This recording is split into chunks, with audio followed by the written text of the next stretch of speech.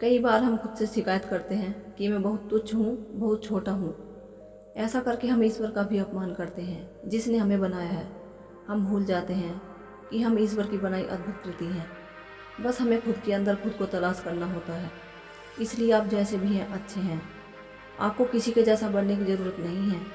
आप जैसे भी हैं सर्वश्रेष्ठ हैं। इन्हीं सब बातों को हम भगवान बुद्ध की एक कहानी के माध्यम से समझेंगे। तो चलिए कहानी शुरू करते हैं।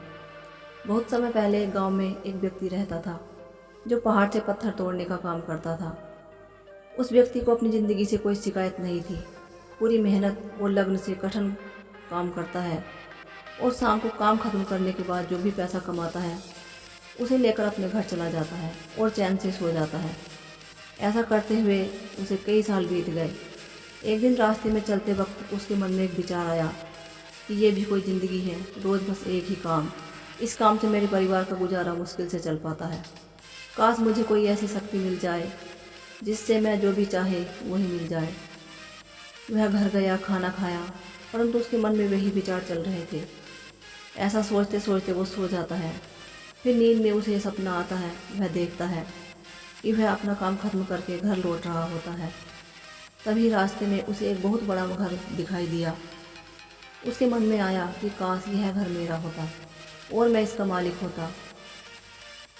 ऐसा सोचते ही वह उस घर का मालिक बन गया।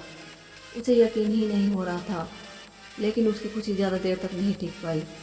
उसने देखा कि उसके घर के बाहर एक रैली निकल रही है जिसमें एक राजनेता होता है।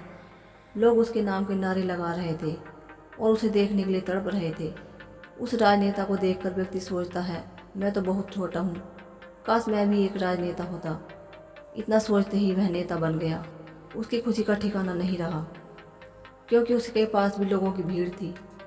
सभी लोग उसे देखने के लिए तरस रहे थे। लेकिन यहाँ भी उसकी खुशी ज़्यादा देर नहीं टिक पाई।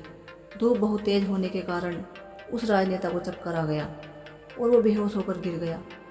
फिर उसे एहसास होता है कि यह राजनेता सबसे बड़ा नहीं है, यह सूरज सबसे बड़ा है। काश मैं भी सूरज होता तो मेरे आगे कोई नहीं टिक पाता।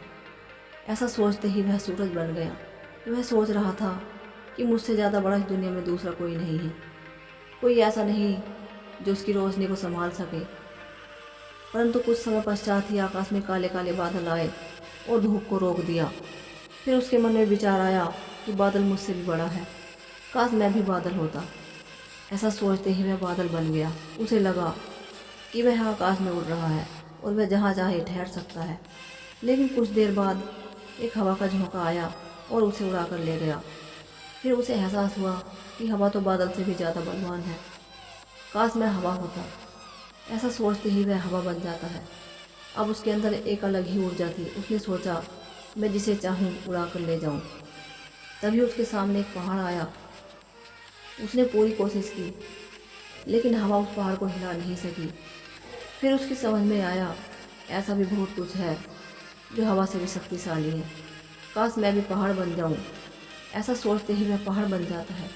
लेकिन हर बार की तरह उसकी यह खुशी भी नहीं टिक पाई। उसे एक जानी पहचानी आवाज़ आई। उसे दर्द होने लगा, जैसे कोई उसे तोड़ रहा है, मार रहा है। वह दर्द से चिल्लाने लगा और उसके मन में आया कि काश मैं वो बन जाऊं जो पहाड़ को तोड़ने का दम रखता है। लेकिन इस बार उसकी यह ख्वाहिश पूरी नहीं हुई। वह जो सोच रहा था वह नहीं बन पाया। उसका दर्द बढ़ता ही जा रहा था। वह दर्द से चिल्लाने लगा, जिस कारण उसकी नींद खुल गई। उसके सामने एक शीशा था। उसने स्वयं को उसमें देखा तो समझ में आया कि मैं जो बनना चाह रहा था मैं असलियत में वही हूँ। इसलिए खुद को किसी से कम मत समझो। तुम जैसे भी हो सर्वश्रेष्ठ हो।